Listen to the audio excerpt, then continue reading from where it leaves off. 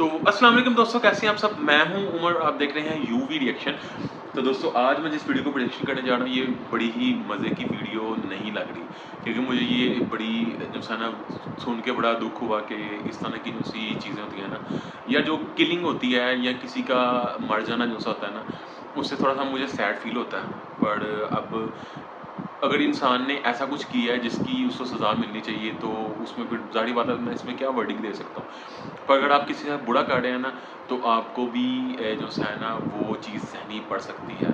अब अल्लाह बेहतर जानता है कि मसले मसाइल क्या हैं, पर कनाडा के और इंडिया के जो से रिलेशन है ना, वो काफ़ी सर्द मोहरी का शिकार हो चुके हैं। मतलब कि काफ़ी ख़राब हो चुके हैं, काफ़ी हद तक ख़राब हो चुके हैं। इवन के इंडिया जो सा है उसने कनाडा के एम्बेसडर को वापस भेज दिया, और वहाँ से कनाडा ने जो सा है इंडियन एम्बेसडर को जो सा है वो वापस भेज दिया। तो अब सुनने में रिसेंटली जो मैं न्यूज़ कवर कर रहा था, मैं कि जो मैं देख रहा था, कवर तो नहीं कर रहा था, मैं देख रहा था क्योंकि मैं कौन सा साथी हूँ, उसमें जो बात की जा रही थी वो ये थी कि कनाडा जो सा है वो थोड़ा सा डाउन चला गया, मतलब कि एक स्टेप डाउन चला गया। इंडिया जो सा उसने अपर हैंड रखा हुआ है, और वो बाकायदा जो सा उन्होंने जितने भी कैनेडियन हैं उनका कैनेडियन नेशनल जो से हैं उनको इंडिया के अंदर उनकी एंट्री बैन कर दी है। तो लेट्स सी देखते हैं कि ये बनता है। इसके ऊपर एक हमारे बड़े ही प्यारे भाई हैं दिशान शर्मा शो, तो ये जो है बड़े अच्छी किस्म की वीडियोस बनाते हैं, इनकी काफ़ी चीज़ें मुझे अच्छी लगती हैं। आप ये चीज़ एक्सपेक्ट नहीं कर सकते कि आप जो है ना किसी बंदे से 100% एग्री कर लें।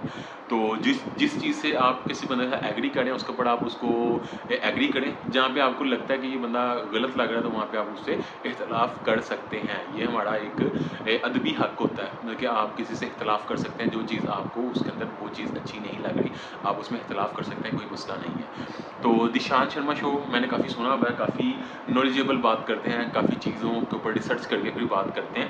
तो थोड़े से ये नो से है ना राइटिस्ट टाइप है, लेकिन लेफ्टिस्ट नहीं है, राइटिस्ट है। तो लेट्स सी देखते हैं कि आज की इस वीडियो के अंदर ये हमें क्या बताने वाले हैं। ये कहेंगे how India destroyed Canadians Khalistani propagandas. तो लेट्स सी देखते हैं कि कनाडा का प्रोपागंडा जो है उसको इंडिया किस तरह से काउंटर कर रहा है। तो ये आज हमें समझाएंगे दिशान शर्मा शो।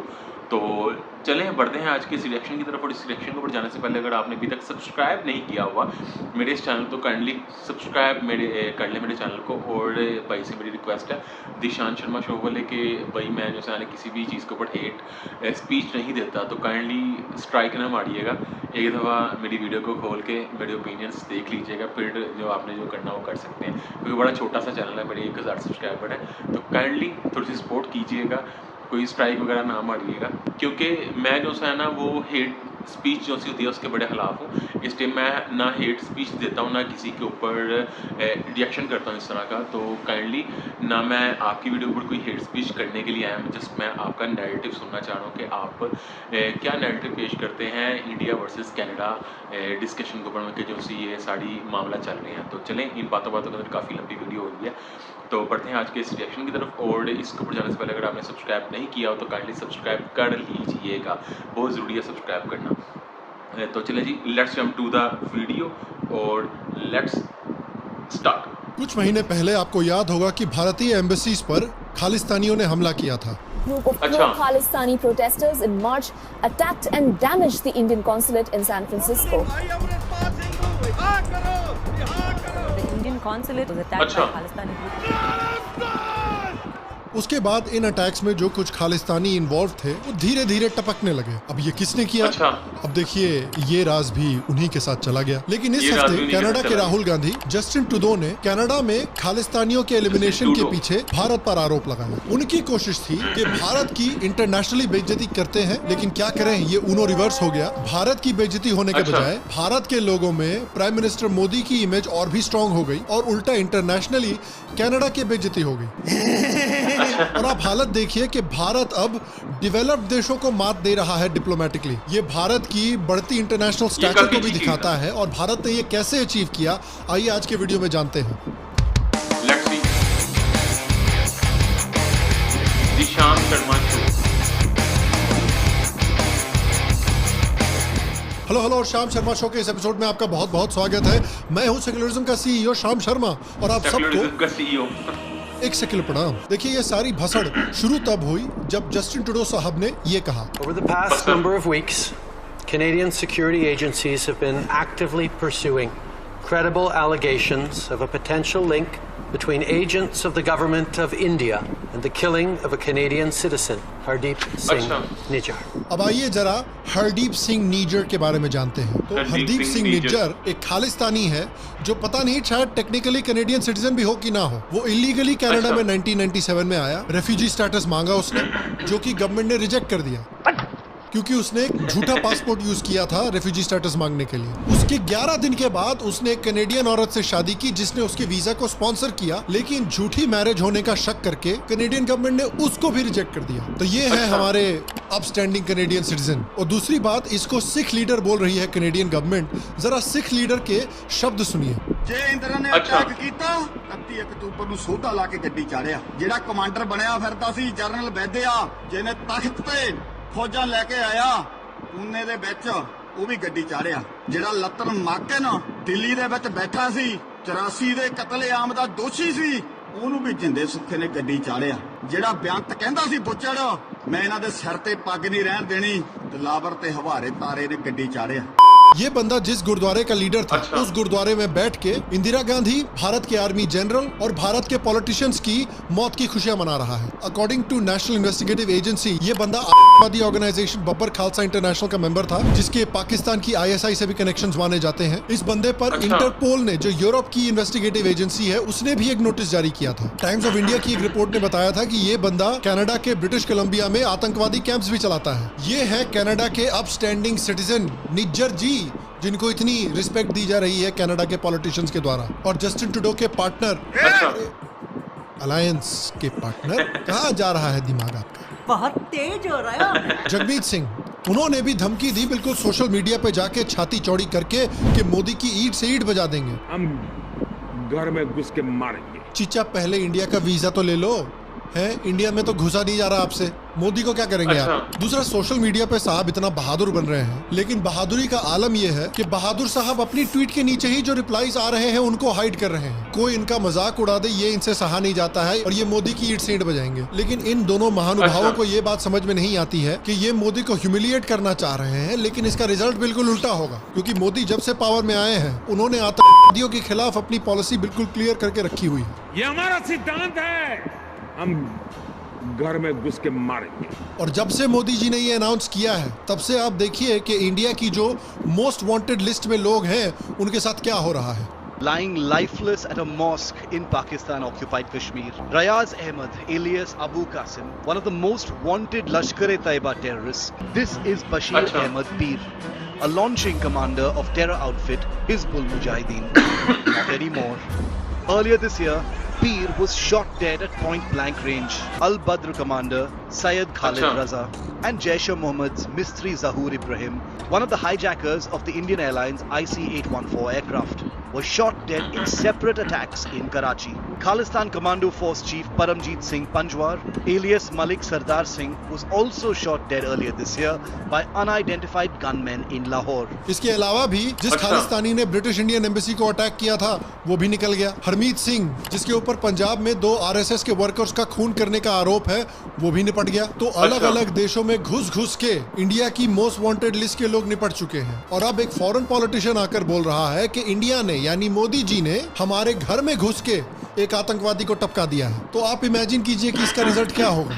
मोदी जी की बेइज्जती होगी या इंडिया के वोटरों की आंखों में उनकी रिस्पेक्ट और बढ़ेगी। कि जो हम इतने सालों से चाह रहे थे कि जो भी हमारे खिलाफ आतंकवाद करे, हम उनके घर में घुस के उनको मारें, वही किया जा रहा है। अब पूरी तरह से जो जस्टिन ट्रूडो का प्लान था वो बैकफायर हो गया, बिल्कुल अभिषेक बच्चन जी के प्लान की तरह, जो द्रोणा फिल्म बनाकर अपने आप को इंडिया के आयरन मैन की तरह डेवलप करना चाहते थे। तो ये जो घटिया बेहुदा स्टंट जस्टिन ट्रूडो ने किया है, उसका भारत ने जवाब कैसे दिया?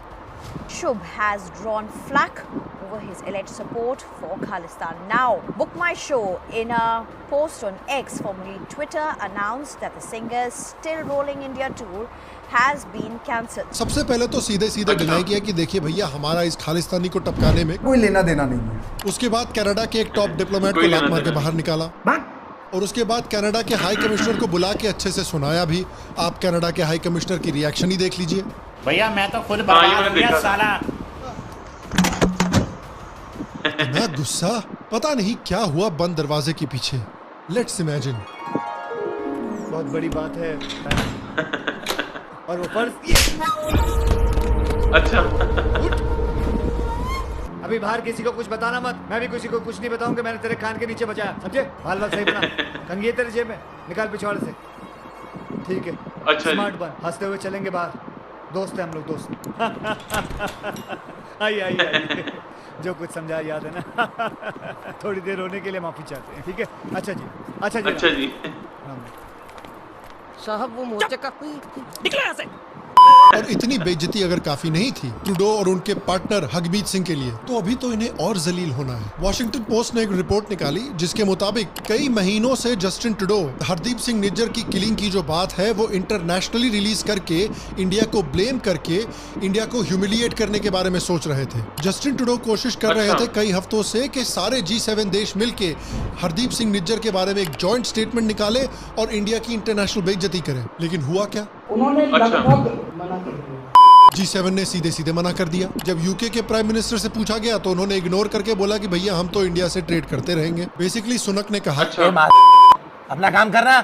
जब ऑस्ट्रेलिया से पूछा गया तो ऑस्ट्रेलिया ने बोला अबे तू चिल करना यार। तो बेसिकली ऑस्ट्रेलिया ने भी कहा अबे अपना काम कर। और अमेरिका ने तो एड्रेस ही नहीं किया, भारत का नाम तक नहीं लिया। और वैसे भी अमेरिका क्या बोलेगा यार? अमेरिका की इतनी लंबी हिस्ट्री है कि देश के बाहर दूसरे देशों में जा जाके लोगों को मारते आए हैं इतने सालों से, तो वो किस मुंह से बोलेगा कि अगर दूसरा देश आतंकवादियों को किसी दूसरे देश में जाके मार रहा है? तो इतनी बुरी तरह से जब बेइज्जती हुई, जब G7 के देशों ने ही उनको मना कर दिया, तब ट्रूडो साहब का भी स्वर बदल गया। बोलने लगे कि भाई हम इंडिया पे इल्जाम नहीं लगा रहे हैं। India, the government of India needs to take this matter with the utmost seriousness. We are doing that. We are not looking to provoke or escalate. We are simply laying out the facts as we understand them. भाई ये Canada का problem है, Canada का बंदा मारा गया, Canada में मारा गया है, कनाडा को हैंडल करना चाहिए, कनाडा को सीरियसली लेना चाहिए। इंडिया का क्या लेना देना इससे? मतलब ट्रूडो साहब ने ना कसम से राहुल गांधी लेवल की कैंपेनिंग की है बीजेपी की। पहले कहा कि इंडिया ने हमारे घर में घुस के हमारे आतंकवादी को मारा, इससे मोदी जी की पॉपुलैरिटी बढ़ गई, ऑपोजिशन डिमोरलाइज हो गई। उसके 2 घंटे के बाद फिर निकल के बोला कि देखिए नहीं, हम इंडिया पे कोई इल्जाम नहीं लगा रहे हैं। मतलब बैक ट्रैक कर लिया जो स्टेटमेंट दिया था, खुद कमजोर लग रहे हैं और मोदी जी ताकतवर लग रहे हैं। इससे मोदी जी की पॉपुलैरिटी और बढ़ गई। तो आप समझिए ये क्या है?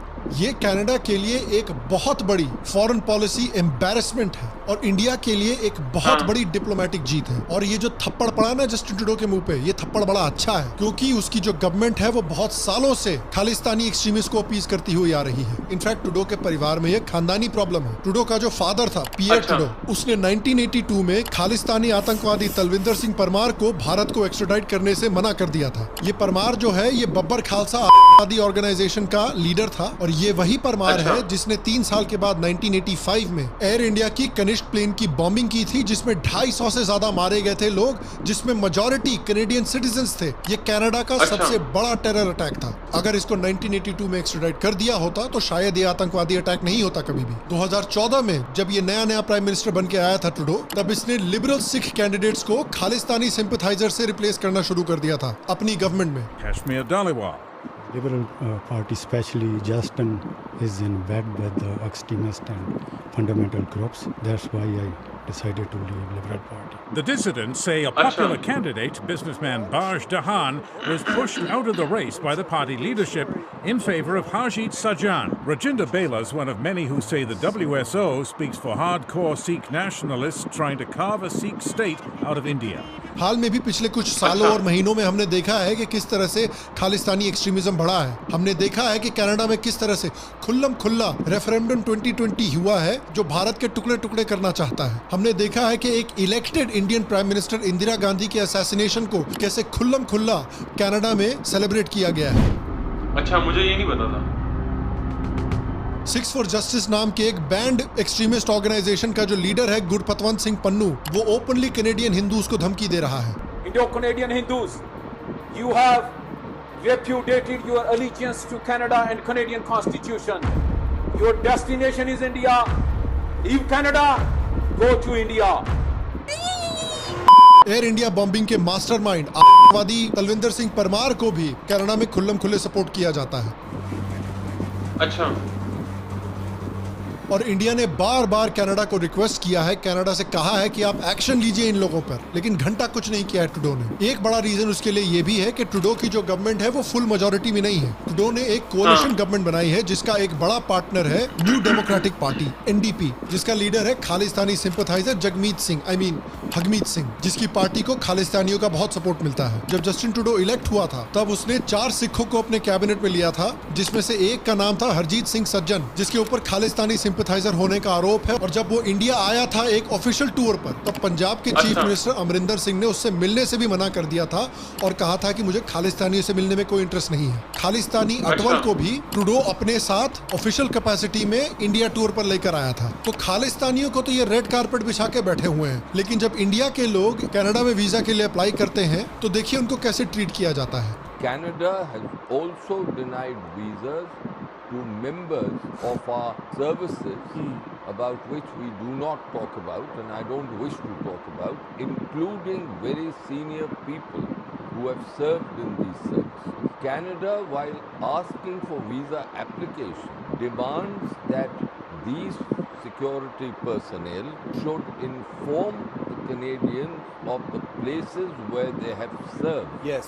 और इस देश की गवर्नमेंट की हिपोक्रेसी देखिए आप कि ये इंडिया की अलेजेड इंटरफेरेंस पे इतना हल्ला मचा रहे हैं, पाकिस्तान की तरह ही रा की साजिश चिल्ला रहे हैं। लेकिन कनाडा के ऑपोजिशन लीडर ने कहा कि जब चाइनीज इंटरफेरेंस हो रही थी कनाडा में, तब ट्रूडो का मुंह बंद हो रखा था। I do find it interesting that he knew about vast foreign interference by Beijing for many years at the same time as Beijing had kept 2 Canadian citizens hostage, and he said nothing and he did nothing. Just very, very interesting that was the approach he took in that case. इनको foreign interference से इतनी problem है, लेकिन Canada ने America के 2003 में Iraq के illegal invasion को बहुत सारा मिलिट्री सपोर्ट भी दिया था। तब कहाँ चला गया फॉरेन इंटरफेरेंस भैया? ये कहते हैं कि ये एक्स्ट्रा जुडिशियल किलिंग्स के खिलाफ है, लेकिन जब अमेरिका ने अल-कायदा के अल-जवाहिरी को मारा था, वो भी एक एक्स्ट्रा जुडिशियल किलिंग थी जिसको ट्रूडो ने सपोर्ट किया था। तो एक एक्स्ट्रा जुडिशियल सही है, दूसरा एक्स्ट्रा जुडिशियल गलत है। कसम से अगर अल-जवाहिरी ने ट्रूडो के लिए वोट किया होता ना, तो ये निकम्मा उसको भी सपोर्ट करा था। कनाडा की गवर्नमेंट कहती है कि वो फॉरेन इंटरफेरेंस के खिलाफ है,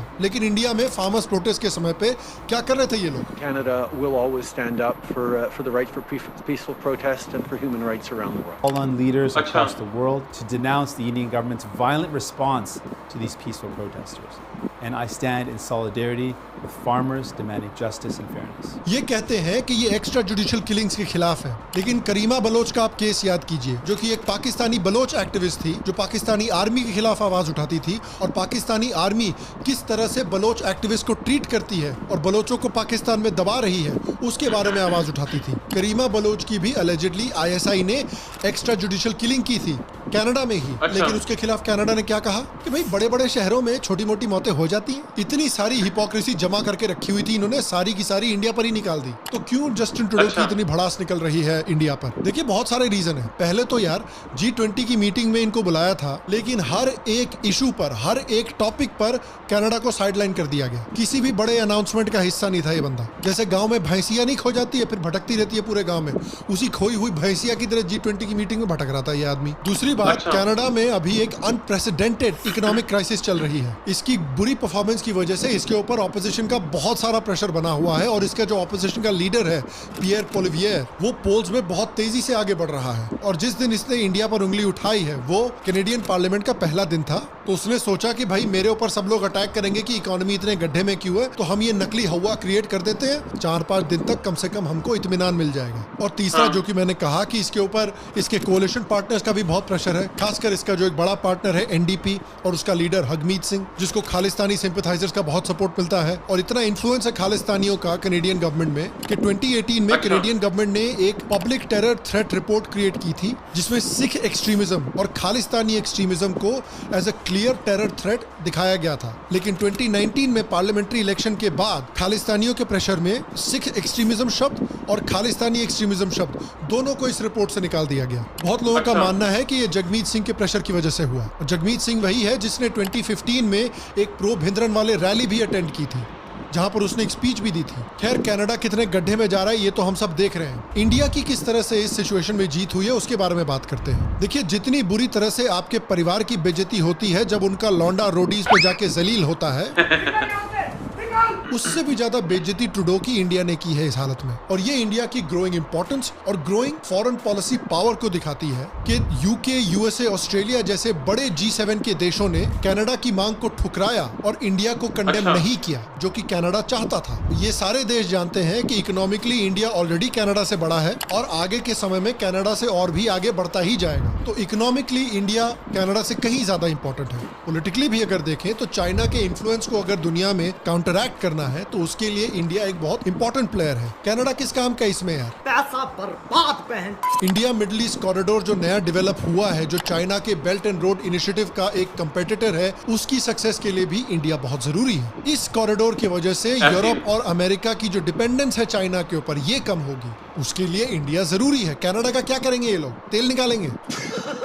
और इंडिया ने अपने आप को इस इंपॉर्टेंस की पोजीशन में अपने इकोनॉमिक ग्रोथ, पॉलिटिकल स्टेबिलिटी और बहुत स्मार्ट फॉरेन पॉलिसी की वजह से डाला है कि आज के समय में G7 के मेंबर्स एक डेवलप्ड कंट्री के बजाय इंडिया को सपोर्ट कर रहे हैं। ये जियोपॉलिटिक्स में एक बहुत बड़ी बात है और सारी डेवलपिंग कंट्रीज के लिए ये एक बड़ी अचीवमेंट है। और कनाडा और खालिस्तानियों के मुंह पे एक बहुत बड़ा थप्पड़ भी है। हंसदे चेहरे का मतलब ये नहीं होता कि उन्हें कोई तकलीफ नहीं है। और इंडिया को कनाडा में पल रही खालिस्तानी मूवमेंट से कैसे डील करना चाहिए? देखिए, सबसे पहले तो डिप्लोमेटिकली इससे डील करना चाहिए। जो इंडिया कर रहा है उसने बहुत कड़ा स्टेटमेंट भी दिया है कनाडा को। We have seen some comments, at least the media reports about comments by Prime Minister Trudeau. But let me make the larger point that the issue is not about freedom of expression, but it's misuse for advocating violence, for propagating separatism and for legitimizing terrorism. वो दूसरे देशों के साथ भी बहुत successfully counter Khalistani extremism programs develop कर रहा है। यूके ने हाल में ही फंडिंग अनाउंस की है प्रो खालिस्तान एक्सट्रीमिज्म को टारगेट करने के लिए। आगे जाते हुए भी इंडिया अगर G7 कंट्रीज के साथ अच्छे रिलेशंस बनाकर रखेगा, उस रिलेशनशिप को लेवरेज करके भी इन देशों में खालिस्तानी एक्सट्रीमिज्म को टारगेट किया जा सकता है। और देखिए, मेन बात यह है कि खालिस्तानी आतंकवादियों के साथ और किसी भी आतंकवादी के साथ एक ही सुलूक होना चाहिए। हम घर में घुस के मारेंगे। और इंडियन कैनेडियंस को मैं बोलूंगा कि भैया देखिए, आपने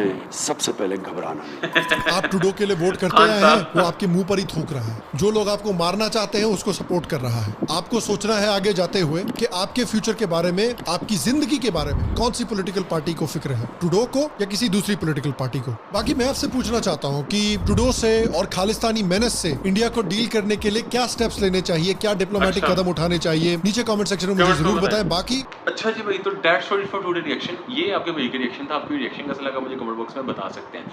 अगर मैं अपनी बात करूं तो इसमें बेसिकली पूरा एक क्लियर नैरेटिव पेश किया गया कि जब आप हमें तंग करेंगे फिर हम आपको घुस के मारेंगे।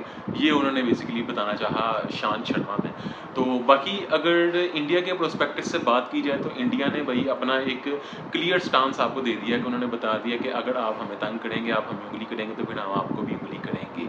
तो इस तरह उन्होंने जो से लोग उनको तंग कर रहे थे उनको उनसे पता नहीं अभी इंडिया ने किया कि नहीं किया। यार मैं ये बात नहीं कहूँगा कि इंडिया ने किया या नहीं किया, क्योंकि जो चीज़ इतनी इतनी बड़ी सरकारों को नहीं पता तो उसको एक आम से कमरे में बैठा हुआ एक आम सा कैमरा लगा के बंदा कैसे बता सकता है कि इंडिया ने किया या नहीं किया। बड़ा जो भी मसले मसाइल हैं इनको बैठ के हल कर लेना चाहिए, क्योंकि आप लोग अगर मुझे पढ़ाने जानते हैं तो आपको पता होगा कि मैं अक्सर ये बात करता हूँ कि चीज़ों को बैठ के टेबल टॉक के ज़रिए हल कर लेना चाहिए। चीज़ें सोल्व हो जाती हैं अगर आप बैठ के हल करते हैं उनको, चाहे वो सिख हो, चाहे वो कैनेडियन गवर्नमेंट हो, चाहे वो पाकिस्तान हो। क्योंकि पाकिस्तान के नाम मतलब ऐसे, इसलिए फिर मुझे लगा कि मुझे भी इधर बात कर लेनी चाहिए कि आपने अगर मसले हल करने हैं तो आप किसी के साथ भी बैठ के मसलों को हल कर सकते हैं, बशर्त ये है कि आप उनको हल करना चाहें। तो that's it for today reaction. दोबारा मुलाकात होगी ऐसी किसी मजे की वीडियो के साथ। तब तक अपना बहुत ज़्यादा याद रखें। Stay safe, keep smiling and the हाफिज़।